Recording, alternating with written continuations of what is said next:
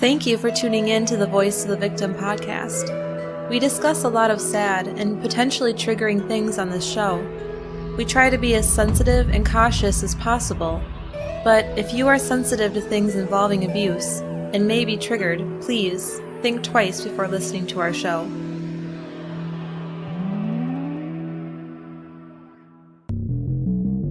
There are over 700,000 sexual offenders in the United States alone. With all social media these days, how can we protect ourselves and our children from these despicable predators? Welcome to the Voice of the Victim podcast, where we share stories of people who experienced horrible things and try to imagine what they went through, as well as look for opportunities that could have made a difference and encourage people to help others that are being abused. The 2019 Joker film is a mind-bender. There seems to be an infinite amount of takeaways people have gotten from this film. To be honest, I've recorded several different intros before landing on this one, because the more I think about the film, the more my opinion evolves. At the same time, I feel like this movie is both saying so much, while also not really trying to make a statement at all. It could be taken so many ways. And I can see how people would worry that it would inspire violence because one of the most famous comic book villains is the protagonist. But I also feel like the film is very valuable with the perspective that it provides. Welcome to the Voice of the Victim podcast. I'm Ryan, and this week's going to be a little different. We're talking about a movie, and we have a special guest with us, but you'll figure that all out as we go, so we'll just jump into it. And we want to issue a spoiler alert now for the movie Joker, so if you haven't seen it and you don't want it to be spoiled, just know that you've been warned.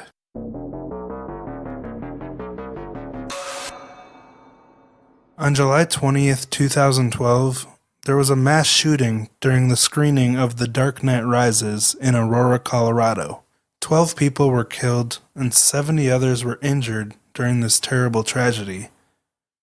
Because the shooter had bright red hair, some people speculated that the act was in imitation of the Joker from the film. But this ended up just being a complete rumor. Even the district attorney who prosecuted the shooter verified this.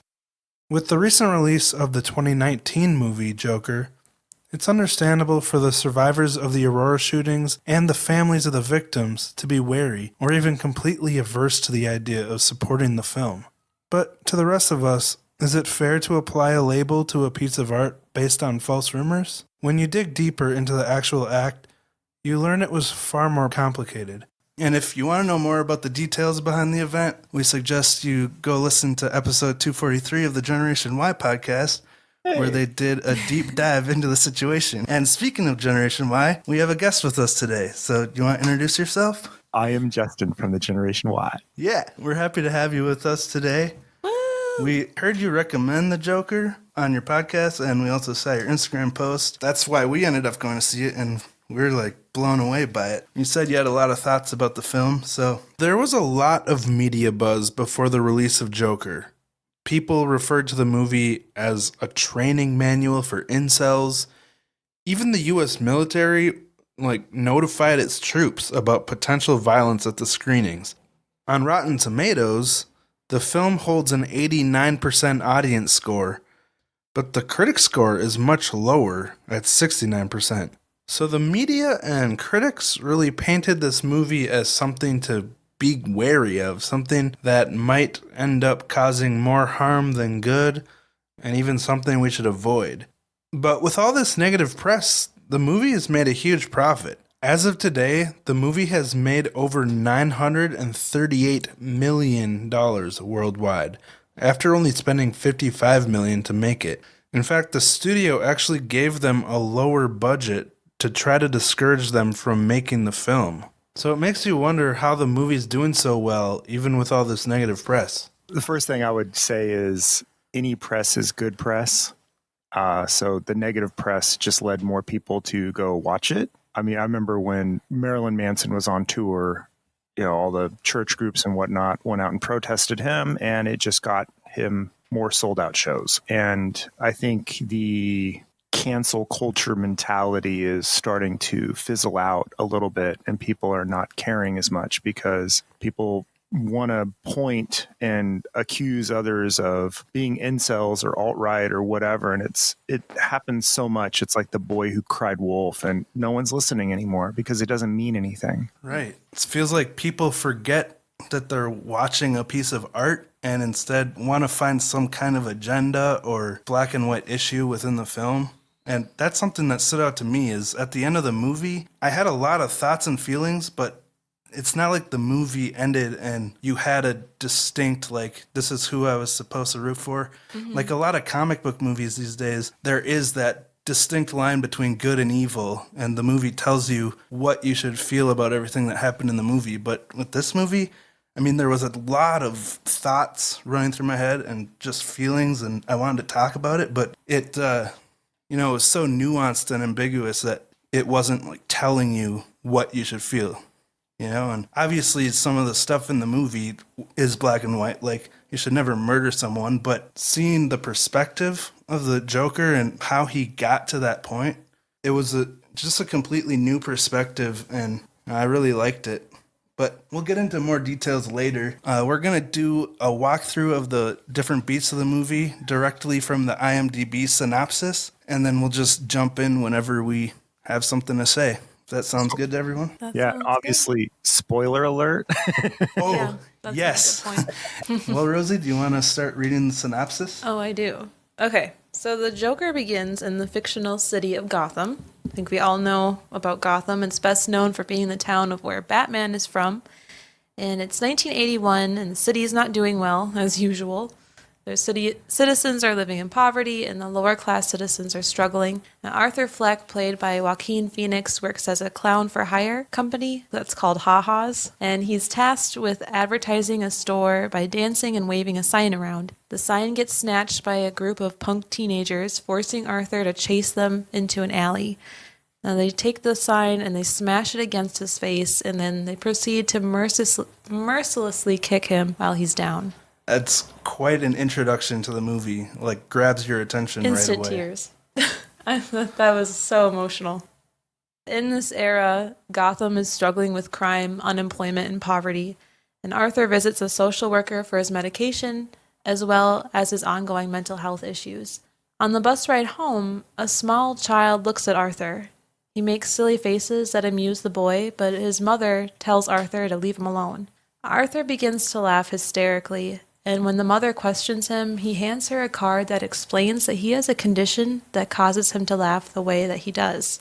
And it's actual real condition really called is. the Okay. pseudo-bulbar effect. Which sounds absolutely terrible to have. I mean, Yeah. now that I have seen the movie, it sounds just life-changing. Yeah, right away in the movie, you see that he is obviously really poor. He's working as a clown, and he's trying really hard to, be a good person and spread joy. Like, he was making faces to that kid on the bus. But you also see he's struggling with mental disorders, and he's trying to deal with that too. He's going to a therapist and he's getting medication.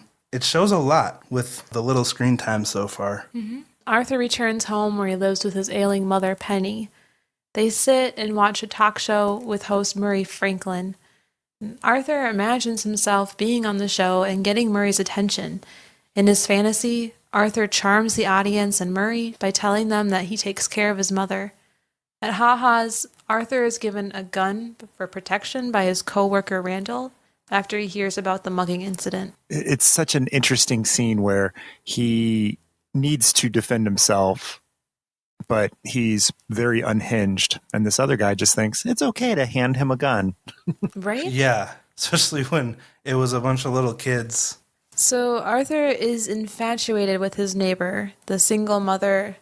Oh, is it Sophie? I thought it was Sobe with a B. I guess we heard it wrong. I hope so. I thought Sobe was really cute. Well, Sophie Dumond. Is that how you say it? I don't know. Dumond, probably? Well, she speaks to him politely. He's super awkward and weird around her. And at one point, he spends his day following her.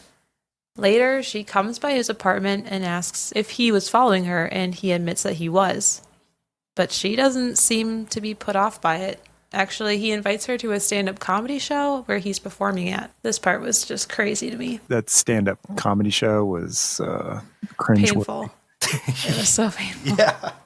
So Arthur goes to the comedy club for his performance, and he starts off by laughing uncontrollably before going off on his routine, which really isn't very funny. There we see Sophie in the audience, and we hear people start to laugh at his jokes. Arthur later goes to the children's hospital to entertain them as a clown. The hospital scene, you just think it's this, wholesome, beautiful, happy scene where he's dancing for children. Mm-hmm. And then you realize, oh, wait, I'm watching the Joker movie. Nothing is good. Especially when that gun slides out of his pants. You really got handed to Joaquin, though, the way he portrayed every aspect of this movie. Like, whatever the director wanted us to see, Joaquin just delivered it perfectly. He is so good. I love him. He brought that gun with him, and it falls out on the floor. The children are absolutely terrified, as they should be, and he kind of tries to play it off, like, oh, funny, my gun. He put his finger up to his mouth and said, shh. Oh, my gosh. And I was surprised. It didn't seem like any of the adults in the room really reacted to it. Well, maybe they weren't trying to because they didn't want to die. That's a good point. I didn't think of that. So, obviously, Arthur's boss later chews him out for this, as well as for losing the sign from the store where he got mugged. And to top things off, Randall claims that Arthur got the gun himself. Arthur gets fired and he leaves Ha-Ha's after calling Randall out on giving him the gun. Arthur's week only gets worse when he's told by a social worker that the city is cutting off funding and shutting down that facility. And that means that Arthur has nowhere else to get his medication. This is kind of a big turning point in the movie because we saw in the beginning he was already struggling, but then all this stuff starts to pile on him, and then he finds out that the city is cutting their budget and they won't be providing these public social services anymore, and he'll be losing his medication. And when you get to know him, you're like, of all the people that shouldn't be cut off, this guy. Mm-hmm. Right. And it's scary and foreboding kind of to think, well, this guy needs a lot of help and they're cutting him off. And sadly, I watched this happen with a lot of my friends and family where they would have access to their medications, have access to a certain doctor that they gelled with, and then insurance decides to do things differently, or their insurance changes, or something happens, and now they no longer have access to that one doctor that they've had for the last 20 years, or that one medication. Now they have to take a generic as opposed to the name brand, and it just never seems to work out very well. Yeah, when you are struggling with a disorder like that, this help, the medication and the therapy is such an important part of having a functional life. These people didn't think about Arthur when they cut the budget. They were just thinking about the bottom line. And like you said, Arthur needs it. He was asking for it. You know, he knew he needed it. It was hard to watch. For an increase in his meds, right? Yes. Yeah, that's right. Especially when the social worker saw the notebook. Remember? She's like, did you bring your notebook? And he eventually handed it over. And the thing is filled with really creepy stuff. A lot of red flags. And the only thing that alarmed her, I guess, was that quote. Remember, would it say, I hope my life makes more sense when I'm dead? No, I hope my death makes more sense than my life. Oh, okay. Well, it's pretty similar.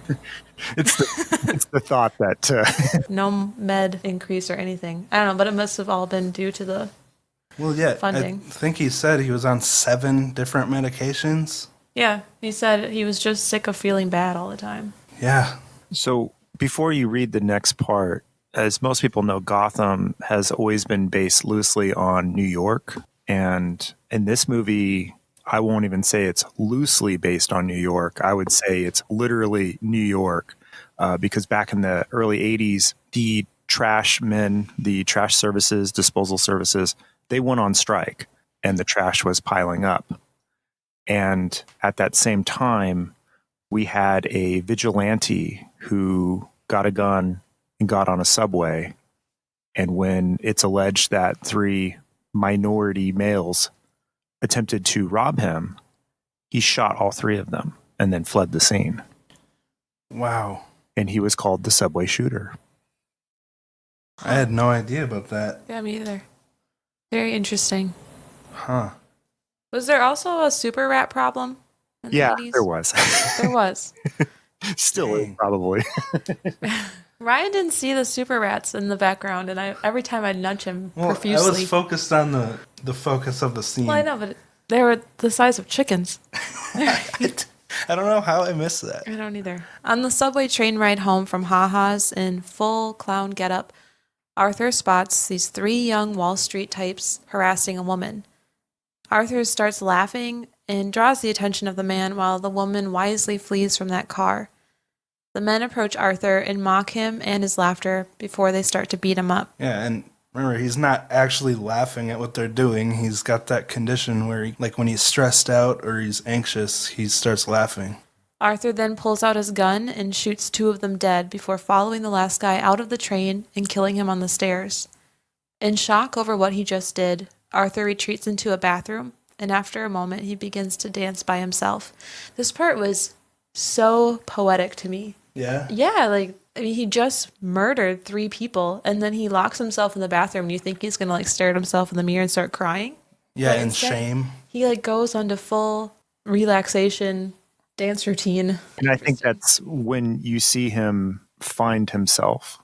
Mm-hmm. And Right. you see what gave him relief, what gave him a moment of clarity was violence. Mm-hmm. Yeah. And the way that he was pretty much coaxed into that spot by the way people were treating him. I mean, they literally had him on the floor and they were kicking the crap out of him. I would argue the at least the first guy he shot, that would be self-defense, stand your ground.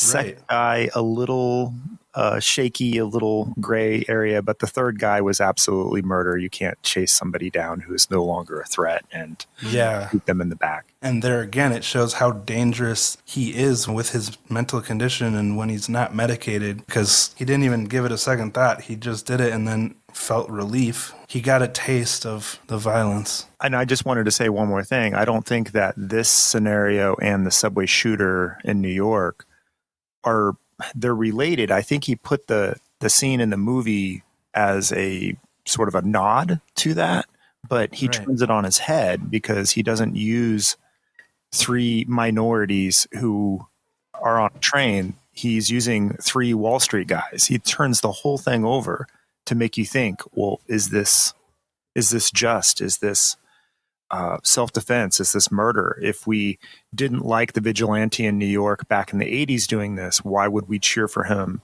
now shooting upper echelon elite white people? So it makes you think. And that's what I think is the beautiful part of that scene, is it makes you question. Mm-hmm. Right. And there's so much nuance to it. Like you described, the first shot was self-defense and it got a little more gray from there and then went to just straight up wrong. But because Arthur's the protagonist of the movie and we're seeing everything through his lens, it's confusing knowing what to think or feel about that. And you are forced to think and really think about everything that just happened. Mm-hmm. Yeah, it's a total mind bender. I love not knowing things that are just black and white, but having to search through my mind and try to figure it out for myself of what I should feel. You know what I mean? Well, yeah, and they make you exercise your own ability to think things through and what would I do in this situation instead of just straight up escapism, this is an easy movie to watch and then when I'm done I feel great and it was awesome,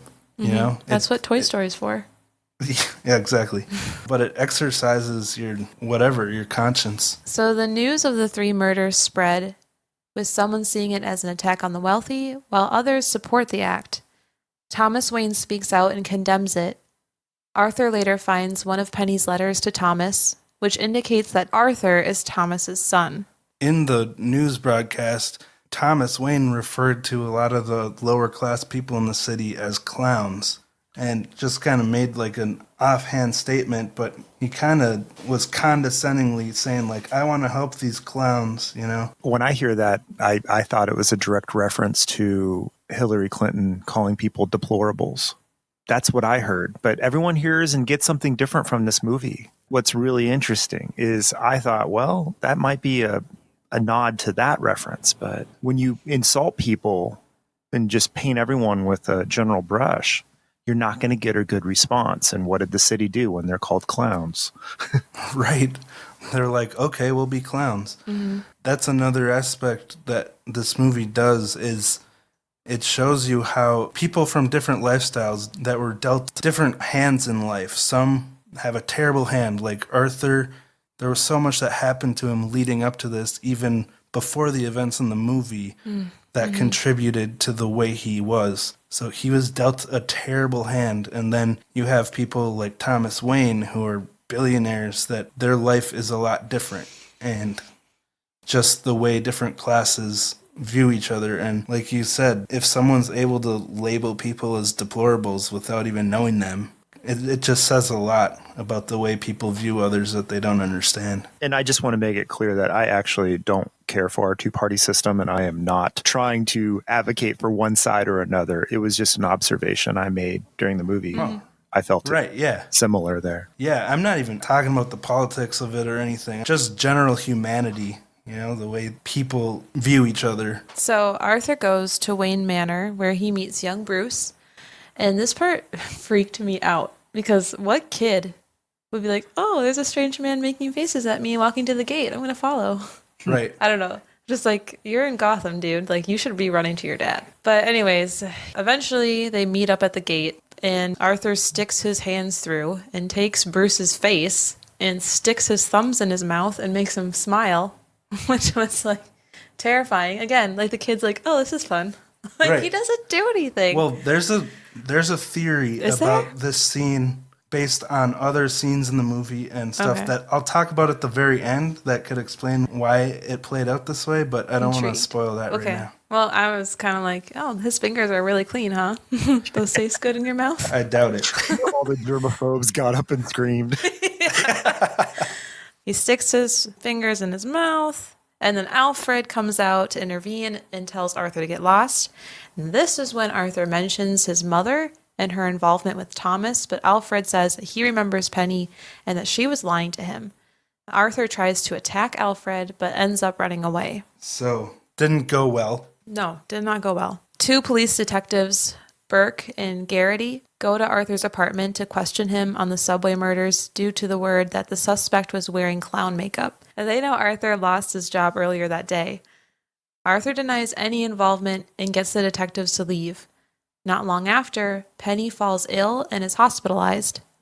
Sophie sits by Arthur as he tends to his mother. Again, Sophie is the one that Arthur met on the subway and invited to his stand-up. Yeah, the beautiful not at woman. The subway, the elevator. But Sophie sits by Arthur as he's tending to his mom. Did we mention that after he killed those people on the subway, he just like let himself into Sophie's apartment and started making out with her, and she was like, okay, and they started a relationship after that? Was that in the synopsis? No. There's a lot of things that this synopsis is leaving out, but it's cool. If you want to jump in and add any details, feel free to. Yeah. Well, there's a detail about Arthur and his mother. Well, I'll save it for later. The bath time? Yeah. Sorry, I shouldn't have said anything. We'll save it. But that part, yeah, that's something else too.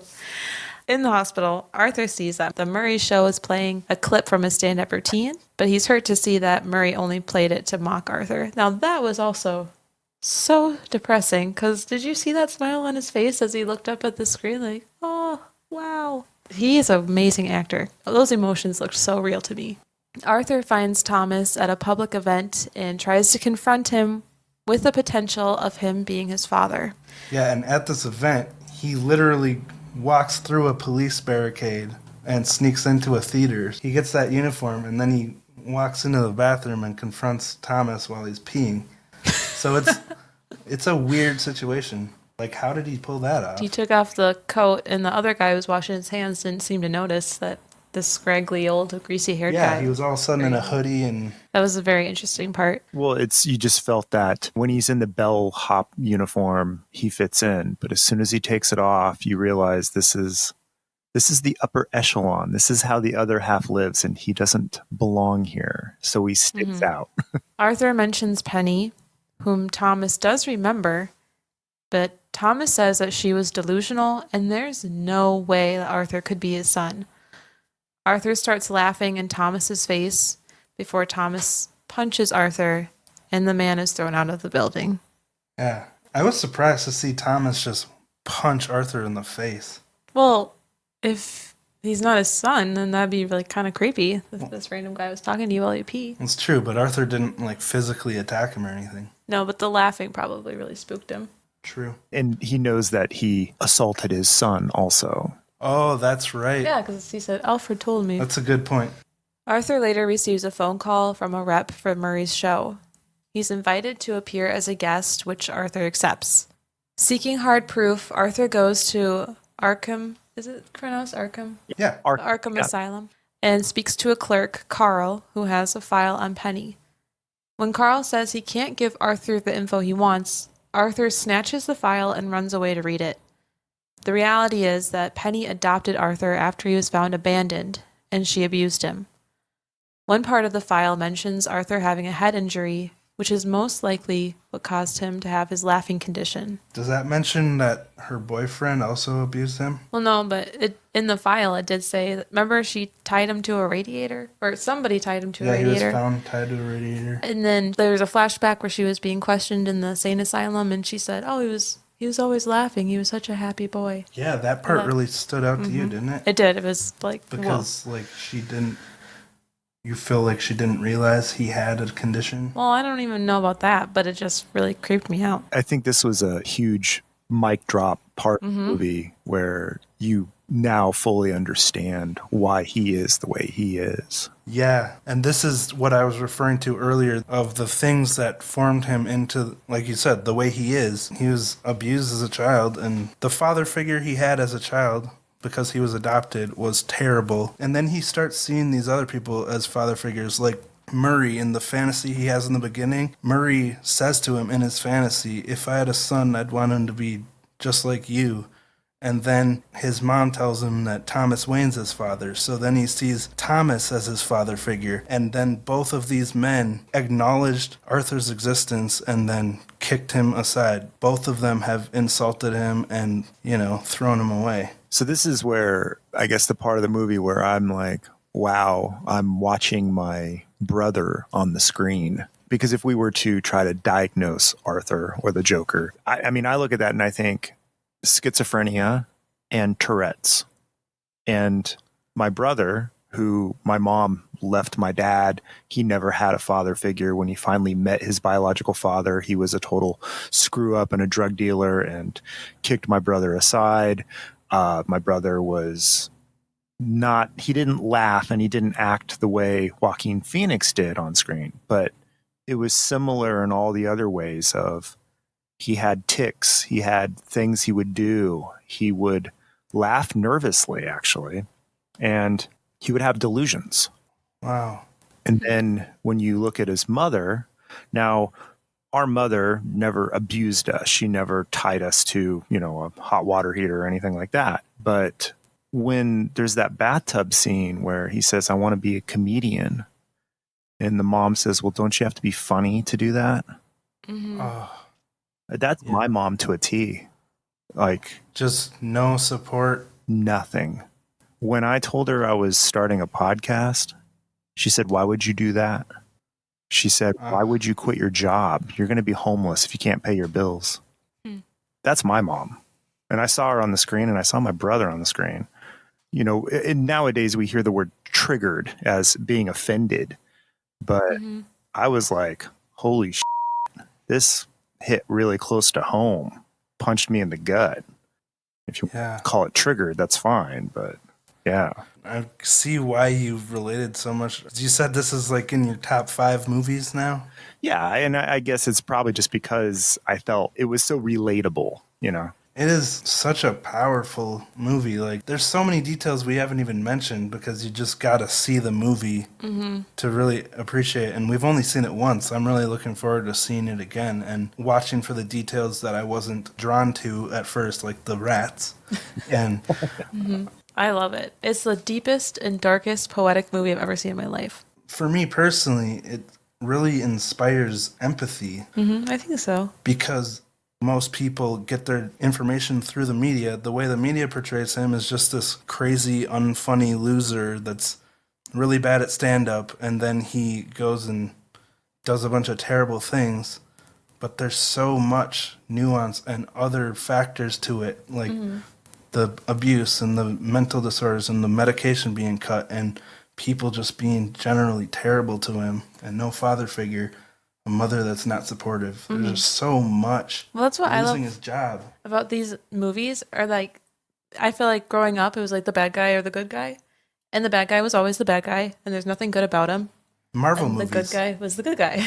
But in this movie, I was like, I love the bad guy. Like, I want to cradle him in my arms and feed him a million cheeseburgers. You said you wanted to just give him a hug because So that's what I liked, was how intricate the story was, to not only make you realize, like, he's bad because he's murdering people, but to make you feel so compassionate and feel bad for him and want to support him and root for him at the same time. yeah, because you realize that if he would have had that influence on his life, it could have made a huge difference for all the people that were negatively impacted by his actions. So after Arthur finds all this out about his childhood, which he had obviously been emotionally blocking out, Arthur returns to the hospital and tells Penny that he thought his life was a tragedy, but now he sees it as a comedy. And with that, he smothers Penny to death. Yeah. Arthur goes back home and breaks into Sophie's apartment. He's just sitting on the couch at this point and just wet from the rain, sad. And Sophie sees him and is terrified, asking him to leave for the sake of her daughter. So at this point, you're like, wait, they were dating before. It seemed like everything was going well. She was at the hospital supporting him when his mom was sick. But then we get another big reveal. That everything and every moment featuring Sophie, it was pretty much just in Arthur's head. Except maybe when he freaked her out and she said, "Are you following me?"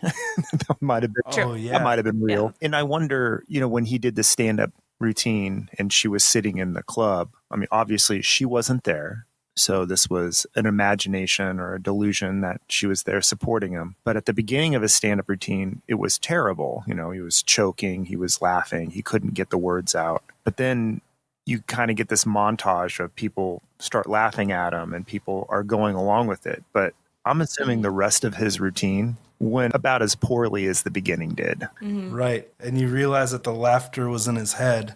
He thought he was doing great. Then you see the reaction of Murray. Did we get to the part where Murray calls him? Mm-hmm. We're going to jump ahead a little bit to when Arthur starts to get ready for his appearance on Murray's show. And he's visited in his apartment by Randall and another former coworker named Gary. And they offer condolences after they hear about Penny's death. But they mention Burke and Garrity going to their apartments to question them about the subway murders. Arthur then brutally stabs Randall to death, but he lets the frightened Gary go home since he was the only one at Haha's that was nice to him. Arthur then dyes his hair green, puts on full clown makeup, and goes out in his burgundy suit. And Randall is the one who gave Arthur the gun in the beginning, just in case people forgot about that, which kind of started the ball rolling on a lot of this stuff, knowing that Arthur has this condition. Yeah. And this scene is really intense. And this whole time you're seeing Joaquin Phoenix, with his shirt off or whatever, and he's super skinny. Like you see all of his bones protruding through his skin. And this scene, I think he has the white makeup on, but nothing else. And he's kind of hanging out in the doorway, in the door frame, talking to these two men. And he doesn't even look human anymore. He looks animalistic. And he's just locked on to his coworker that gave him the gun. Yeah. And it's freaky. And then there's the comic relief of his other coworker, who happens to be a little person, and he can't get out of the apartment because he can't reach the lock and chain. Oh, And yeah. Arthur has to let him out. And you don't know when he's going to let him out, if he's going to kill him or if he's going to let him out. And there's this tension that is just thick as dirt in the air right there. So it's just insane and incredible scene. It makes you appreciate all the thought that goes into crafting these scenes. It's just such a well-crafted movie. Moving on, Burke and Garrity find Arthur dancing in the street and move in to arrest him. And that's like the famous scene where he's dancing on those steps. Arthur runs and they chase him into the subway train where dozens of other Gotham citizens are dressed like clowns after being inspired by the murders. As the detectives pursue Arthur, one clown gets in the way and Burke accidentally shoots him dead. The clowns pull the detectives out of the subway and start beating them, allowing Arthur to get away. And this is when Arthur does his little Joker jig dance. That subway scene's when you really start to see that it's not just Arthur that's feeling suppressed or beat down by the people in control of the city. You start to see that a lot of residents of Gotham are fed up with the way things are, and they want to get back at the powers that be. Yeah, definitely. Yeah. It's the turning of the tables, turning of the tide there. At the TV station, Arthur meets Murray and his agent, Jean. Before he goes on, Arthur asks Murray to introduce him as the Joker, since Murray referred to him as such when playing his clip. Arthur goes out as the show begins. He awkwardly tells Murray a joke before admitting to the subway murders. Murray and the audience slowly realize that Arthur is being serious. Arthur argues that the audience only cares for the victims because Thomas Wayne spoke for them, but anyone else like Arthur would be ignored and walked over. Murray and the audience grow angrier with Arthur, but so does he. Murray scolds Arthur, which escalates into Arthur snapping and pretty much blowing Murray's brains out in front of everyone. The audience runs away in terror, and the news of the murder immediately hits the airwaves. Yeah, and he frames this as a joke, and the whole movie kind of makes you think that he's going to shoot himself on screen, but he ends up shooting Murray instead. Well, that's something that they kind of left out of the description is before he goes, he's sitting in his apartment rehearsing and practicing what he's going to do and say on the show. And this is the Taxi Driver scene where Robert De Niro in Taxi Driver, he was saying, "Are you talking to me? I think you're talking to me." And he does this whole thing and he pulls out a gun. Well, then you have De Niro as the talk show host and you have Joaquin Phoenix as the Joker rehearsing what he's going to do on the show. And everyone says this whole movie's a ripoff of Taxi Driver, but I'm like, no, it's just that one scene. It's a nod to that. And then the shooting and everything that goes out. I remember another movie called Broadcast News where it was a news broadcaster just flips out on air. And I'm looking at that. I'm like, this reminds me of that. And this reminds me of so many other cult classic movies from the 80s and 70s.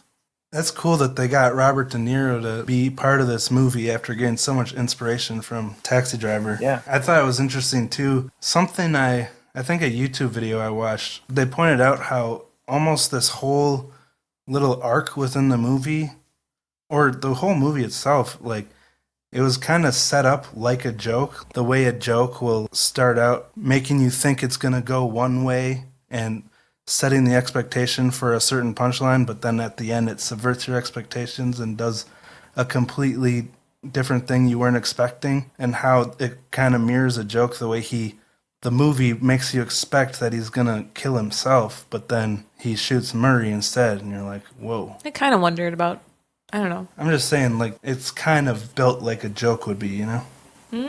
I see. Yeah. Very interesting. So Gotham is now overrun by rioting citizens dressed as clowns after hearing about what Arthur did. The Waynes leave a movie theater to find the chaos in the streets.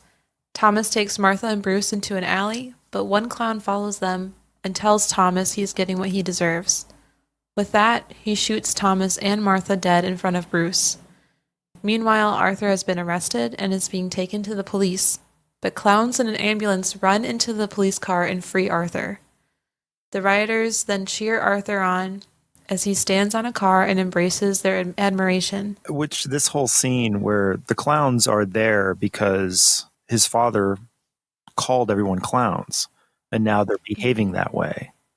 And then it's not even the Joker who kills, Bruce's parents. It's just some random guy wearing a clown mask. And not that anyone deserves to be murdered, but it's that whole throwing everything on its head again. And this man is the one that insulted the people and wasn't sympathetic. And now he's the one on the other end of a gun.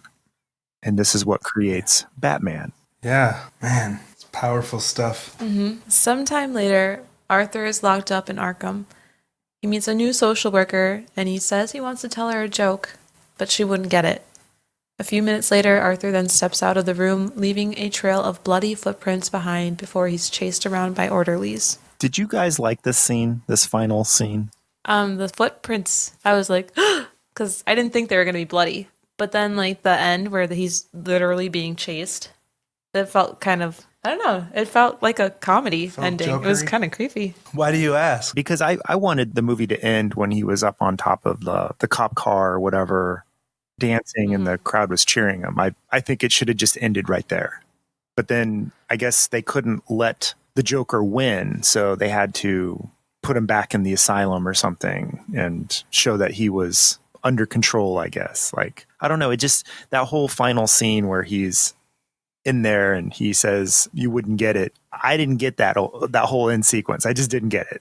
It's interesting you say that because a theory that I heard, well, before I go into that, the thing about this movie is, like I said earlier, you walk out feeling like the movie left so many mysteries and so many open ends, not just on how you should feel, but what the heck actually happened. And he says that, "I'm thinking of a joke, you wouldn't get it," and then he walks out with blood on his shoes, implying that he killed his therapist. But anyway, this theory I'm talking about, it points out that all the clocks when he's talking to his therapist in the beginning, or social worker, sorry, in the beginning, and it shows the clock, and it's at 11:11, and she asks him if he remembers his time in the asylum, implying that he had been in the asylum before, and shows him banging his head on the door, and the clock in there says 11:11 as well. So it's like implying that this was at the same time. So the theory is that the entire movie takes place in his head from the room at the end of the movie.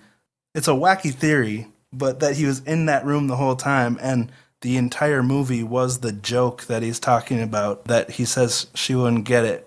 That's just kind of a wild theory that I thought it was interesting. It's plausible. Again, this whole movie, it leaves those mysteries open because it's fun to wonder, like, but even though it leaves mysteries, there's so much to think about, so much that has social implications without having an agenda. But I don't want to get distracted with a theory.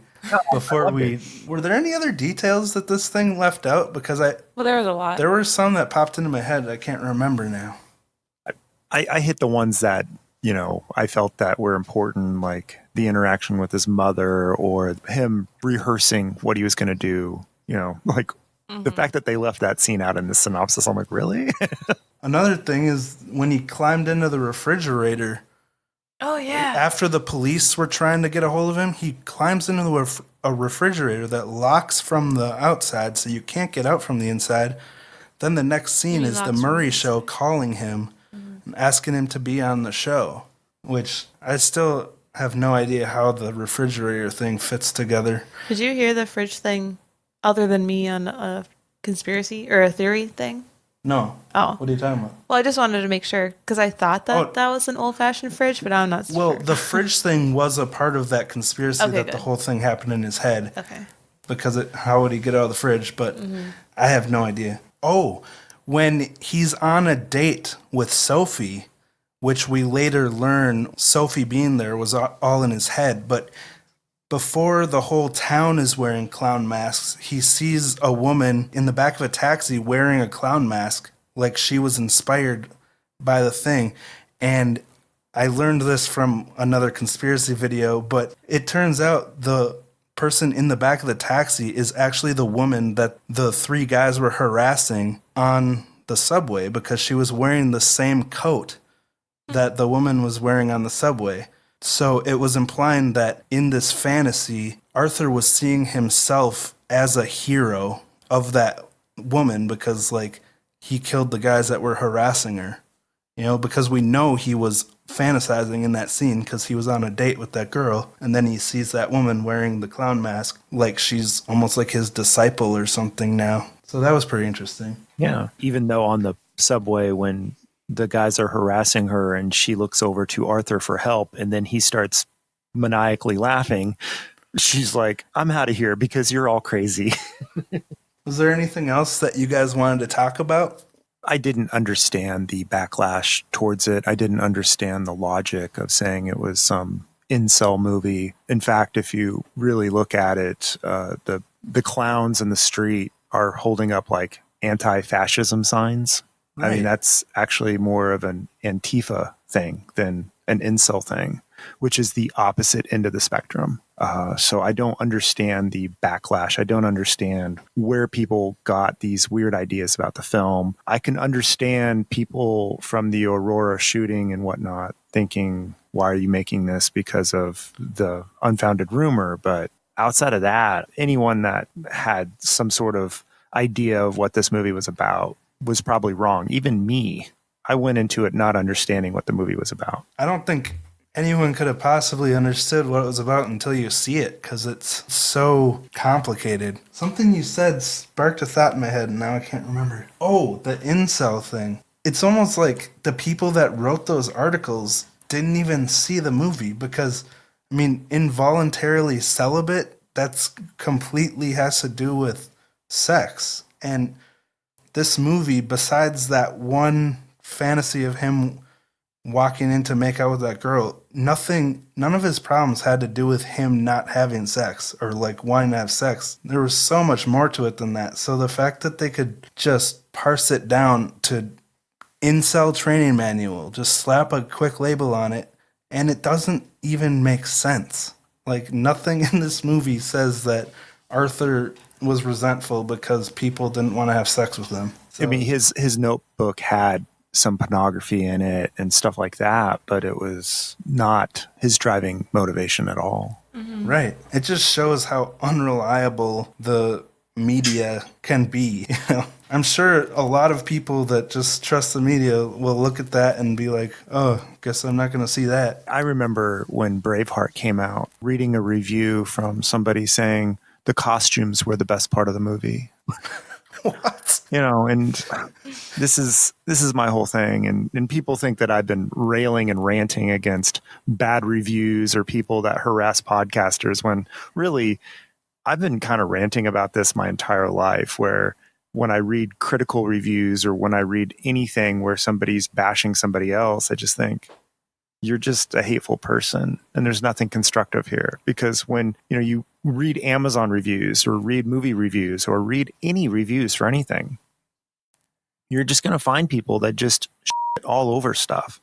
And this one movie review of Braveheart was just, this is a god-awful movie. This is horrible. And the best thing about it was the costumes. And now we fast forward to today's world with social media and all these movements, all these people that think that their idea or their movement is the most important thing on earth. And if you don't agree with them, then they're going to label you as whatever. And here we have them calling this movie something that it absolutely was not. It was just a great movie that was more about mental illness, mental health, and violence. And it wasn't glorifying violence. It was more or less showing the issues with our society and how we treat the mentally ill. And if anyone wanted to criticize the movie, you could say it does stigmatize people with mental illnesses. I could get that argument. That's about the only argument I could get as far as a negative review of the movie. It is interesting that the media attacked the movie so hard, because the movie actually does seem to paint the media in a, like, look at the way Murray was making fun of Joker and what an impact it had on him. It forces the media to think about how their words could affect the people they're talking about, and that might be a scary thought to them. Like, they don't want to think about that. They just want to think about their sensational headlines and getting clicks. When I walked out of the movie, I was almost in tears. Like, it really messed with me for like a day or two. Did you see it more than once? I have not gone back and seen it a second time yet. I want to. Yeah, me too. One other thing I want to mention is just Joaquin Phoenix's performance. It's unbelievable. Like, even the difference between the laughs, like, he had a laugh for when he was uncomfortable or stressed out, but then, like, in the end, in the asylum, the laugh he did was actually a genuine laugh. It wasn't his tick. He was genuinely laughing, because you see that that's because of what he's been warped into. That's what brings him genuine happiness now. Well, and it's a scary thought to think about. It's character development, and it's a story arc, something that most movies, especially comic book movies, have none of. Right. Oh, man. Justice League. That's another thing I was thinking. Like, it had a good story, but it was so much more focused on developing a character. Like, the best character development I've ever seen for a comic book based movie. I mean, it's some of the best character development I've seen in a movie, period. Because movies don't focus on the character. They give you these one-dimensional good guy and bad guys that have cheesy one-liners. And, you know, they always have to do these cliche things where the bad guy has to establish how evil he is by killing off one of his own minions for failing a mission and blah, blah, blah. And then it's just so stupid and it's so regurgitated. And to really get into a character's head and feel it, you have to do this. And we don't do this anymore. And this is why this movie broke the mold. Yeah. They weren't concerned about this big spectacle or this big set piece where there's this epic battle. And they started small and focused on the character and took their time building him. Totally. And that's what people want to see. Like, feels like big budget movies are afraid to waste too much time focusing on small things. But that's what, like you're saying, that's what really makes you sympathize with a character and get to know them, is those small moments, watching them in their daily life and what they're doing, building their character. It's really refreshing to see so much time spent on the actual crafting of a character than these big set pieces that they need to get to, so they rush everything else. I love that there was no huge fight scene. I found it way more interesting that way. Yeah. But you know what movie did do a great job of no character development and making the bad guy the bad guy? No. Aquaman. Okay. Well, you were talking about what doesn't make a good movie, you know? You're just Aquaman obsessed with Jason Momoa. I'm not complimenting Aquaman. I'm saying it was a terribly done movie. Oh, I thought you said they did a really good job. No, they did a terrible job of character development and making the bad guy the bad guy. Yeah, I didn't see Aquaman. The trailer was enough for me to want to throw up a little in my mouth. Well, you saw the whole movie probably in the trailer, so. Yeah, true. Did you see the octopus playing the drums? Because that's the highlight. God. Is that kind of like in the Jurassic World movie, the guy with the two martinis and, one in each hand, screaming pterodactyls or something? Wasn't that Jimmy Buffett? Yeah, he was in it. Jurassic World was just one giant product placement. And again, it's another movie where there's zero character development. It's just, let's take these already established personalities and throw them into a new scenario. And oh yeah, totally. Take the most popular guy in Hollywood at the time, Chris Pratt, and then yeah. As far as all the Marvel movies go, I think the first Iron Man is the only one that has a little bit of character development, because you get to see Stark go from this weapons warmonger guy to Iron Man. and that, to this day, I think that's still one of my favorite Marvel movies because of that. Same. I love Marvel, but it's more of like an escapism type of thing than a movie like Joker where you're going to be thinking about it for a long time, because it is so much more simple and more focused on the big spectacle and just telling you what's good and what's not good. I mean, there's some nuance to it, but it's not like the Joker where it exercises your brain like this. Mm-hmm. There's only one other movie that kind of made me think about the good guy and bad guy and sort of like who's the good guy and who really is the bad guy. And it's a Asian cinema film called Kashern, based off of a cartoon. And it's eye candy, and it's not the best, I don't know. They should have edited the movie probably down about 30 minutes. But at the end, you're like, wait, I thought he was the hero and this was the bad guy. And in the end, you're like, not so much.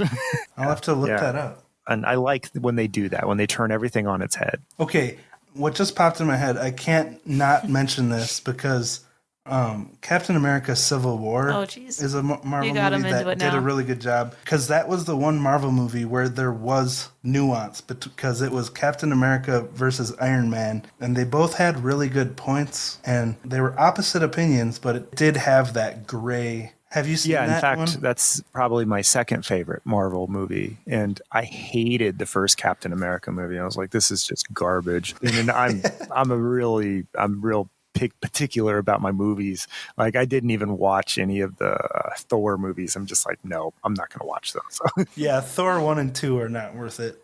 I like Thor. You like it when he takes his shirt off.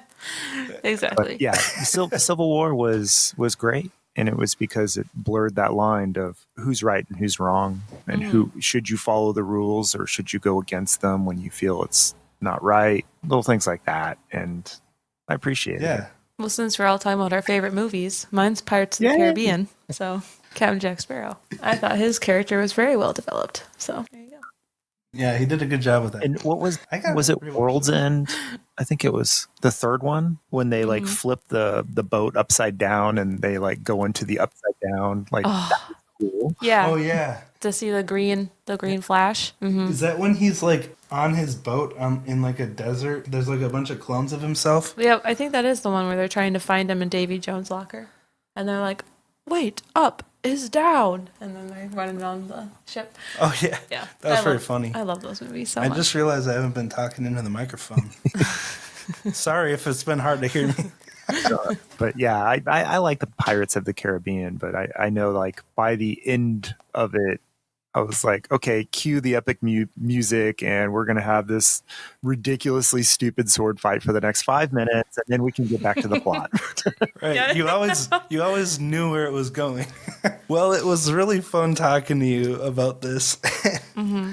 Yeah, it's just a standout movie. It's something that I think will get better with age because people who wanted to smack a quick label on it will think about it more and hopefully give it a fair chance. Mm-hmm. But gotta go in with an open mind. When you reached out to me and said you want to talk about this, I was like, hell yeah, I want to talk about this. I really appreciate you taking the time to talk about it because, well, don't even need to say it. We just talked about it for an hour. You liked it. Yeah, I did. And I think it just stands out. It's not like anything that we've gotten in my lifetime, you know. Would you say it's better than Aquaman? A little bit. I think Peppa Pig is better than Aquaman. All right. Well, thanks for coming on, Justin. Awesome. I appreciate it. Thank you so much for having me. So thank you, Justin, for taking the time to talk with us about this movie. I just want to say some words before we wrap this episode up. In the beginning of our discussion with Justin, we mentioned the media buzz and the role they played with all the hype around this movie. And I realized this while listening to Joaquin Phoenix talk to his sisters on their podcast, Launch Left, which I highly recommend you check out if you want to think more about this. But Joaquin mentioned how it was the media that started the narrative of Killer Clown and Kill the Rich. It was plastered on the newspapers and stuff like that. And those headlines were completely manufactured by the media. That's not what Arthur had in mind. He didn't want to kill the rich or start some kind of movement. He was just a mentally ill man defending himself. And you see the role that the media played in creating this uprising because they put a label on what Arthur had done and turned it into this big anarchist movement when Arthur was really just defending himself at the time of the act. And I think it's interesting that the media kind of did the same thing with the release of Joker in the real world, manufacturing a narrative about incels or glorifying violence. But we all know what Joker becomes. He's a supervillain. Everyone knows that he's not right. He's not a hero. We accept the fact that this is the making of a villain. The things he does in the movie are not right. They're not the right thing to do. They're terrible acts. But the way the movie is crafted, you can see how he gets there slowly, and you can still have empathy for this massive villain. And I think it's important. I mean, the media was also telling people this movie might inspire a mass shooting, even though they didn't say anything like that about Avengers Endgame, which had probably more screen time of violence. You know, this is just another interesting facet of this film. And as a podcaster that creates things that are a form of a media outlet with thousands of listeners, it really makes you think about the responsibility you have, you know, to have your own voice and to help others share theirs, but not to try to dictate the meaning of something we didn't create or take someone else's words and manipulate them to change the meaning, because that's so unfair to the person who created the thing, and it's kind of an unfair thing to do, unless it's clearly in a comedic fashion. Just say your own words, you know? Have your own voice. When we started the Voice of the Victim podcast, one of the things I wanted to focus on was looking into the past of the perpetrators and trying to identify what other factors played into where they ended up. And of course, there's never a justification for victimizing another person. But more often than not, there are factors beyond the person's control that may have had an impact on the bad decisions they've made. This is why the Joker really stood out to me, because if I could have this little bit of empathy for a terrible villain, how much more could I find empathy for other people that were dealt a tough hand in life and may have committed smaller victimless crimes like turning to drugs to mask the pain of real-life trauma? Some people use terms like junkies or druggies. They're condescending titles to put on somebody that they don't really know. Is it fair to look at people like this as less important than us because they ended up in a bad spot? Well, after watching this movie, no, it's not fair. But Joker really helped me to think deeply about the way I view other people in the world. So many people just want to pick a side and anchor down on their beliefs, and they just want to be right. So many people want to believe that areas of life with a lot of complexity can be black and white, even though they have so much nuance behind them. I'm guilty of doing this myself, and I'm sure I've done it on our podcast at times. But this movie really inspired me to try to be more empathetic. Try to be kind to everyone, no matter what differences we may have. And don't debate with people with the goal of winning and being right, but instead with the goal of trying to understand the other side and improve yourself. I've said it before, but nobody really has it all figured out. Life is complex, and we can't label or judge others based on appearances or where they are in life. The Joker shows how the hand you're dealt really impacts where you end up. We all get dealt different hands, and I think if we're one of the lucky ones that gets dealt a good hand, we can really use those good circumstances to try to help others. Kind of like Batman eventually does. Instead of using it to feed our ego the way the guys on the subway did. You know, they made fun of Arthur and assaulted a person who clearly had a mental disorder. They forced him to defend himself, which gave him a taste of violence. It's a really extreme depiction, and it's not likely that a person will be treated that poorly by everybody in their life. And it's important to remember, this is a fictional story about a fictional city, Gotham. It's not representing our real world. It is a comic book movie, but it does have things that can really apply to us. But throughout the movie, you can really see Arthur's slow descent down into madness and anger. In the beginning of the movie, when Arthur was jumped by those kids and his boss was yelling at him about it, he actually said they were just kids and like he had let it go. And he was telling his boss that he didn't try to get back at them because they were just kids. He just wanted his sign back. And in the beginning, when he imagined himself on the talk show, he had such a childlike innocence to him, you know? He was a good person, but he was dealt a terrible hand and ended up committing horrible crimes. I mean, think about it. He was abused by his mother's boyfriend. He was lied to about his childhood.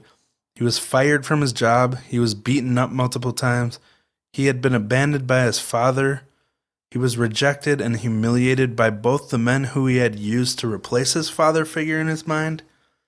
And his mother told him he wasn't funny, knowing that stand-up comedy was his passion. And then the mental disorders. And the government cut the budget of the social services, leading him to lose his medication, all while the richest man in the city called lower-class people clowns and ignored their real problems while pretending to care about them to bolster his political image so he could run for mayor. Now, Justin mentioned in our conversation that the only thing he could really see the media having a valid point for is that this movie might stigmatize mental illness. But the movie wasn't saying that mental illness is what caused him to turn out the way he did. He would have been just fine living with his mental illness if he was properly medicated and treated with kindness and respect by other people. I know we can't control the way other people treat us, but we can control the way we treat other people. And if we are kind to other people, we can at least know that we're not contributing to something like this. Because mental illness does not cause violence. But it can make it harder for people to control their emotions when they're constantly being beat down by other people. And overall, I think this movie is a great commentary without trying to have an agenda. So please let us know if you got a chance to see the movie and what you thought about it. Hopefully you saw it before you listened to our conversation, because we don't want to spoil anything. But you know what? If you don't care about spoilers, that's cool too. So thank you for listening. You can follow us on Instagram at VOV Podcast. You can follow us on Twitter at VOV Pod. You can email us anytime at vovpodcast@gmail.com or on Facebook, Voice of the Victim Support System. And all those links will be in the show notes. So thank you again for listening, and we'll talk to you next week.